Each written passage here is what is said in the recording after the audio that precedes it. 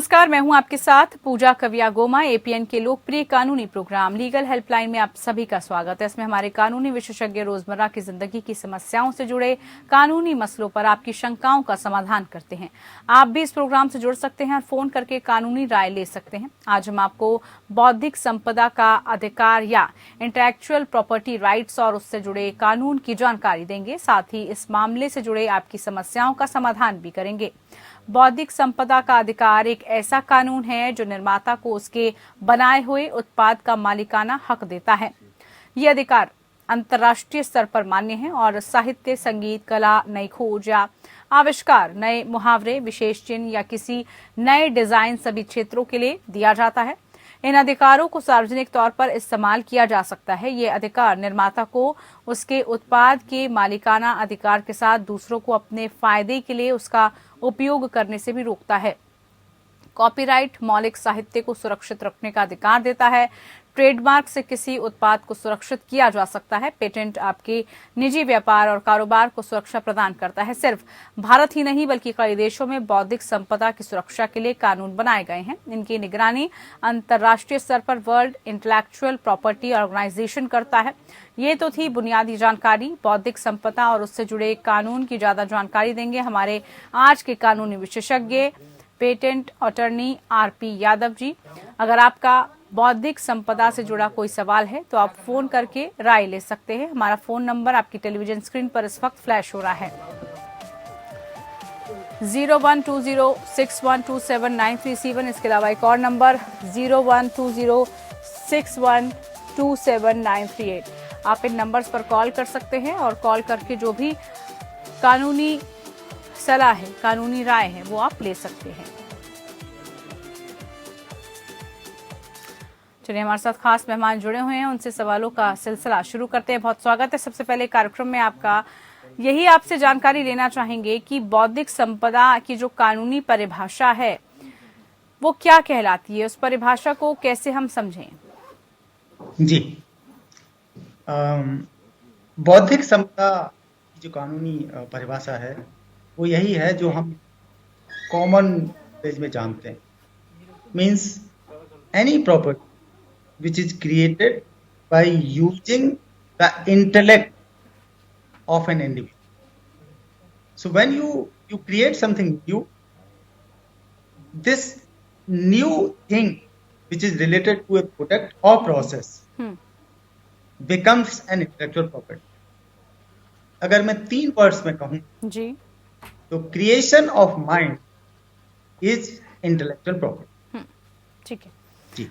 ऐसे में आरपी यादव जी, अगर हम बौद्धिक संपदा कानून के बारे में जानकारी लेना चाहें तो उसके बारे में बताएं और क्यों इसे लाने की जरूरत पड़ी, क्यों जो है हमें इसको लाना पड़ा? जी, बौद्धिक संपदा जो जिसको हम इंटेलेक्चुअल प्रॉपर्टी भी कहते हैं, दिस इज एन ये एक इंटेंजिबल असेट है। मतलब ये प्रॉपर्टी ऐसी है जिसको हम देख नहीं सकते लेकिन महसूस कर सकते।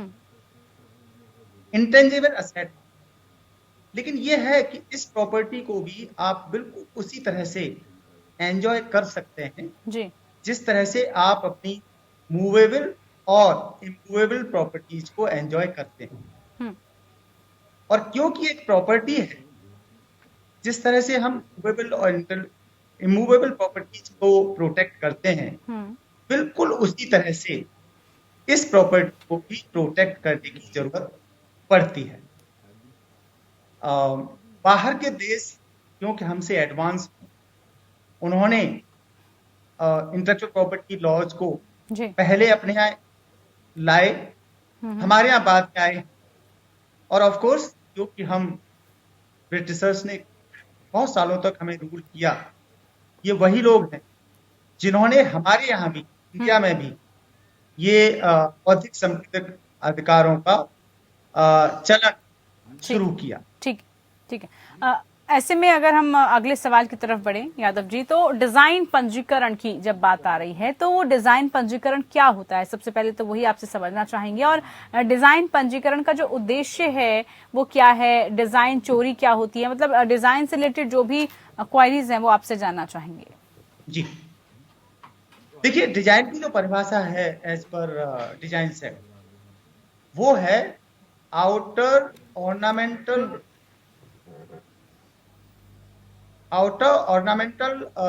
फैब्रिकेशन, जो हमें जैसी चीज बाहर से दिखाई देती है वही उसका डिजाइन होता है। सो एस्थेटिक्स ऑफ एन आइटम, मतलब वो चीज हमको बाहर से कैसी दिखाई दे रही है, वो डिजाइन है एज पर डिजाइन सेट। अब डिजाइन की जरूरत इसलिए हमें पड़ती है कि बहुत सारे आइटम हमारे ऐसे होते हैं जिनमें सिर्फ डिजाइन एस्पेक्ट होते हैं, मतलब वो बाहर से कैसी दिखती है बस वही चीज है, उसमें कोई टेक्नोलॉजी इन्वॉल्व नहीं है। जैसे कि आप देखें पानी की बोतल, आप देखें जितनी कंपनियां हैं पानी को बना के बेचने वाली है, बोतल करके बेचने वाली, उनकी सबकी अपनी बोतल अलग अलग है और सबकी डिजाइन अलग अलग है। बिल्कुल। एक बहुत अच्छा एग्जाम्पल अगर मैं आपको दूं तो आपने देखा होगा सड़क के किनारे जब हम कई बार चल रहे होते हैं तो वहां पे छोटे छोटे वेंडर्स सड़क के किनारे बहुत अच्छे खिलौने बेच रहे होते हैं। बिल्कुल। और इतनी अच्छी अच्छी डिजाइन के खिलौने होते हैं कि कई बार आप भी खरीद के अपने बच्चों के लिए ले जाते हैं। अब वो लोग जिन्होंने ये डिजाइन बनाया, उन विचारों को ये पता ही नहीं है क्या हम डिजाइन को प्रोटेक्ट करा सकते हैं। बिल्कुल। और क्योंकि उनको ये पता नहीं है तो आप देखती हैं बहुत अच्छे अच्छे डिजाइन चोरी हो जाते हैं, दूसरे लोग उनको बना के और कम पैसे में बेचना शुरू कर देते हैं, और जिसने ओरिजिनली वो डिजाइन बनाई वो बेचारे पीछे रह जाते हैं, क्योंकि उन्होंने तो डाई तैयार की, आपकी रिसर्च की थी उस डिजाइन को बनाने में, तो उनका जितना पैसा खर्च हुआ उस पे को बनाने में, डेवलप में, वो पैसे की वो उन्हीं चीजों से लेना चाहते हैं वापस। और जिसने कॉपी किया उसने तो कुछ भी नहीं किया, सिर्फ कॉपी की, डाई बनाई और उसने वो खिलौना बना के बेचना शुरू कर दिया सस्ते में। तो यही कारण था कि डिजाइन एक्ट को लाने की जरूरत थी।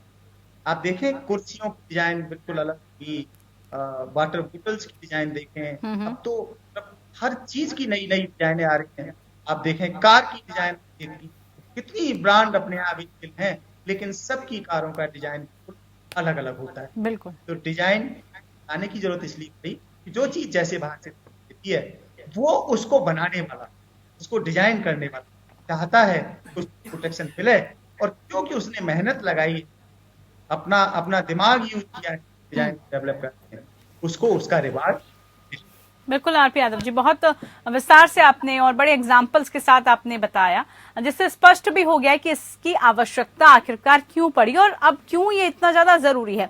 अगर ऐसे में किसी की बौद्धिक संपत्ति जैसे पुस्तक का, जैसे आपने भी जिक्र किया, स्क्रिप्ट हो या ये कुछ भी चीजें चोरी कोई करता है तो क्या किया जाए, कैसे शिकायत लिखाई जा सकती है? इस संदर्भ में कॉपीराइट अधिनियम के बारे में भी बताइए। जी, देखिए, कॉपीराइट की जो डेफिनेशन है एज पर कॉपीराइट एक्ट, वो है, अगर मैं बहुत थोड़े से शब्दों में हूं, राइट टू कॉपी, मतलब जो लिटरेरी आर्टिस्टिक वर्क किसी ने क्रिएट किया, ऑथर ने क्रिएट किया, तो सिर्फ उसी को राइट है उसे कॉपी करने, किसी दूसरे को उसको कॉपी करने का राइट नहीं है। आपने सवाल किया कि क्या स्क्रिप्ट जिसने लिखा वो स्क्रिप्ट चोरी हो जाए तो उस चोरी करने वाले को क्या कर सकता है बेचारा, वो कैसे करे, क्या करे, कॉपीराइट एक्ट क्या करे? तो कॉपीराइट एक्ट दोनों तरह से ऑथर को प्रोटेक्शन देता है। सिविल राइट भी अवेलेबल है, सिविल रेमेडीज भी अवेलेबल है, क्रिमिनल रेमेडीज भी अवेलेबल हैं अगर कोई किसी की बौद्धिक मतलब कॉपीराइट दूसरा चोरी कर लेता है तब। तो copyright holder section 55 copyright act ये कहता है कि अगर कोई आदमी चोरी करता है जी, तो आप सिविल सूट, कॉपीराइट इन्फ्रिंजमेंट के लिए सिविल सूट फाइल कर सकते हैं और जितने चाहें उतने डैमेजेस मांग सकते हैं बेस्ड ऑन कि उस इन्फ्रिंज करने वाले ने कितना प्रॉफिट उससे वसूल किया। इसी ठीक तरह है। से सेक्शन 63 कॉपीराइट एक्ट वो आपको क्रिमिनल रेमेडीज प्रोवाइड करता है। हम्म। और उसमें ये है कि अगर कॉपीराइट ऑनर को ये पता लगे कि फला आदमी मेरी कॉपीराइट इन्फ्रिंज कर रहा है, तो वो जहां जिस जुरिस्डिक्शन में वो रहते हैं वहां जाके एफआईआर कर सकते हैं हम्म। और ये बता सकते हैं कि साहब फला साहब मेरा कॉपीराइट उन्होंने इन्फ्रिंज कर रहे हैं। और उस वक्त जो वहां के ऑफिसर हैं उनको ये राइट है कि वो कॉपीराइट इन्फ्रिंजर के प्रेमाइसेस को विजिट कर वहां पे जो भी चीज इन्फ्रिंजमेंट मटेरियल मिलता है उसको सीज कर लें, कॉन्फिस्केट कर लें और उनको लीगल कार्रवाई करें जो इन्फ्रिंज कर रहे हैं। और चलिए, इसमें ठीक है। दो तरह की पेनल्टीज होती हैं। अपने कार्यक्रम की तरफ बढ़ते हैं। सवालों का सिलसिला आगे बढ़ाते हुए बात अब कर लेते हैं यादव जी से कि भौगोलिक संकेतक क्या होता है, इसकी बौद्धिक संपदा कैसे तय होती है। इस सवाल से जाने से पहले मैं थोड़ा सा वो बताऊं आपको कि जो क्रिमिनल रेमेडीज थी वो पूरी नहीं हो पाई थी। जी और बिल्कुल। उसमें क्या है कि सेक्शन 3 ये कहता है कि जो इन्फ्रिंजर है कॉपीराइट का उस पर पेनल्टी भी हो सकती है और वो 50,000 से लगा के 2 लाख तक की हो सकती है। और उसमें कॉपीराइट इन्फ्रिंजर को जेल भी हो सकती है, वो 6 महीने से लगा 36 महीने तक की होती है। और अगर जज साहब को ऐसा लगे ये तो जो कॉपीराइट इन्फ्रिंजर है उन्होंने बहुत तगड़ा ही ऑफेंस किया है, तो वो दोनों चीजें भी मतलब पेनल्टी 50,000 से लगा के 2 लाख तक के बीच की और जेल जो 6 महीने से 36 महीने की हो सकती है, दोनों ही कर सकते। अब मैं आपके दूसरे सवाल पर आता हूं जो कि रिलेट करता है भौगोलिक सांकेतिक ज्योग्राफिकल इंडिकेशंस के लिए।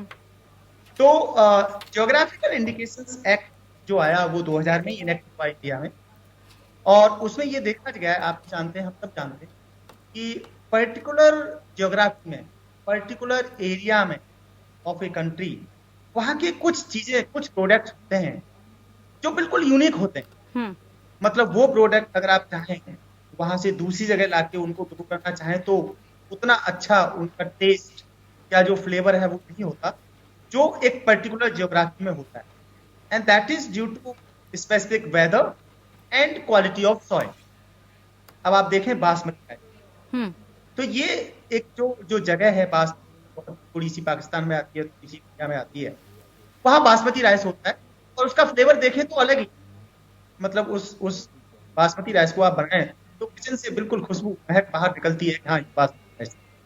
इसी तरह से आपने देखा होगा ये जो है दार्जिलिंग टी, कांगड़ा टी और इसी तरह की बहुत सारी चीजें, कुल्लू शॉल, उसके बाद देखें मधुबनी पेंटिंग, अभी हमने कराया था क्या नाम मंजूषा पेंटिंग जो बिहार की है, और मैसूर से ठीक है, यानी कि बहुत सारे एग्जाम्पल्स हो सकते हैं। बिल्कुल, बहुत सारे एग्जाम्पल्स हैं जिनके तहत ये कहा जा सकता है कि इन सबको पेटेंट कराने की आवश्यकता पड़ती है और वो क्यों पड़ती है वो आप बता ही रहे हैं। अब ऐसे में अगर हम बात करें बौद्धिक संपत्ति चुराने की सजा की या फिर जुर्माने की, तो वो क्या हो सकता है? वो जैसा कि मैंने अभी बताया था डिपेंड करता कि अगर पेटेंट का बौद्धिक संपदा का मतलब एक चोरी हो रही है या इन्फ्रिंजमेंट हो रहा है, तो उस केस में हमें सिर्फ सिविल रेमेडीज अवेलेबल होती हैं और हम डिस्ट्रिक्ट कोर्ट से लगा के हाई कोर्ट तक अपने केस के पिक्चरी ज्यूरिसडिक्शन के केस में हम वो केस फाइल करते हैं के साथ कि हमारा पेटेंट है या ट्रेडमार्क। तो कॉमर्शियल कोर्ट अब बन गए हैं डिस्ट्रिक्ट कोर्ट में भी और 2 करोड़ तक की जो ज्यूरिसडिक्शन है वो केस पेटेंट के या ट्रेडमार्क के वो डिस्ट्रिक्ट कोर्ट का फाइल होता है। उसके अगर 2 करोड़ से ज्यादा का केस है तो फिर वो हाई कोर्ट में जाता है। उनकी जो सजा है सिविल बिल्कुल सीपीसी जो हमारे यहाँ सिविल कोड है उसके हिसाब से ही तय होती है, क्योंकि वो सिविल सूट होते हैं और सिविल तरीके से उनका जो ट्रायल होता है और ट्रायल के बेस तो आपने रेमेडीज मांगी जिसमें डैमेजेज हो सकते हैं, जो जिसका कोई अमाउंट फिक्स, जैसे कि कॉपीराइट एक्ट के तहत फिक्स होता है 50 से 2 लाख या 6 महीने से 36 महीने का, वो वहां पे ऐसा नहीं है। वो आपने जो सीपीसी प्रोवाइड करती है बिल्कुल उसी के तरह से वहाँ पे आप प्रेयर डालते हैं और उसी तरह से प्रेयर के हिसाब से जजमेंट में वो डिसाइड करते हैं जज। बिल्कुल। अब अगर हम पुस्तक कहानियों की बात करें या फिर उस पर जो फिल्म बनती है, तो क्या जो लेखक को रॉयल्टी है वो मिलनी चाहिए उसमें? जी हाँ, बिल्कुल रॉयल्टी भी मिलती है। किस हिसाब से, और मतलब कैसे जो है इसका पूरा निर्धारण होता है? जी जहां तक रॉयल्टी का सवाल है, देखिए ये एक कॉन्ट्रैक्ट होता है, ये एक एग्रीमेंट होता है between the writer and the producer of the film. अब वो उन दोनों के बीच में क्या डिसाइड हुआ उसके ऊपर ही डिपेंड करता है। मान लीजिए, अब आपने, अगर मैं एग्जांपल दूं तो 3 इडियट जो पिक्चर बनी, वो आपने देखा होगा, चेतन भगत का एक नोवेल है बिल्कुल। 5 पॉइंट समवन, उसके बेस पे बनी। चोपड़ा जी और चेतन भगत जी के बीच में कॉन्ट्रैक्ट हुआ, एग्रीमेंट हुआ कि ठीक है हम इस पे पिक्चर बनाएंगे, और उसमें एक मॉनेटरी पैसा था वो डिसाइड हुआ, और उसके बाद उसमें ये डिसाइड हुआ कि एक तरह का सोशल रिकॉग्निशन भी चेतन भगत को मिलेगा, जिसको आप नैतिक अधिकार की बात कहते हैं, मॉरल राइट की बात करते हैं, वो भी, और फाइनेंशियल राइट की बात भी पैदा हुई, तो पैसे भी मिले उन्हें, और ये भी हुआ कि इनको रिकॉग्नाइज किया जाएगा और पिक्चर में बड़े बड़े मोटे अक्षर में लिखा जाएगा ये पिक्चर जो बनी है, ये जो 3 इडियट मूवी बनी है, वो चेतन भगत जी के लिखे हुए, मतलब यानी कि पूरा जो नाम है वो आपको मेंशन करना पड़ता है, बताना पड़ता है, तभी ये चीजें जो है हो पाती हैं। ये बताना पड़ता है, ऐसा जरूरी नहीं है, मैंडेटरी नहीं है, but depends between the parties, उनके बीच में क्या तय जी। अब आप कहें कि साहब स्क्रिप्ट चोरी हो गया, मतलब उनसे परमिशन ली नहीं, आपने पिक्चर बनी, उस केस में क्या हो? तो उस केस में बिल्कुल जैसे मैंने अभी थोड़ी देर पहले बताया था, सिविल सूट दायर करता है ऑथर। अगर मैं एक एग्जाम्पल देके आपको बताऊं तो ज्योति कपूर एक मैडम है, उन्होंने बाकायदा एक स्क्रिप्ट लिखा, और उस पे जो पिक्चर बनी वो बनी फिर से, एक पिक्चर आई थी फिर से, और वो बनाई थी हमारे कुणाल कोहली साहब।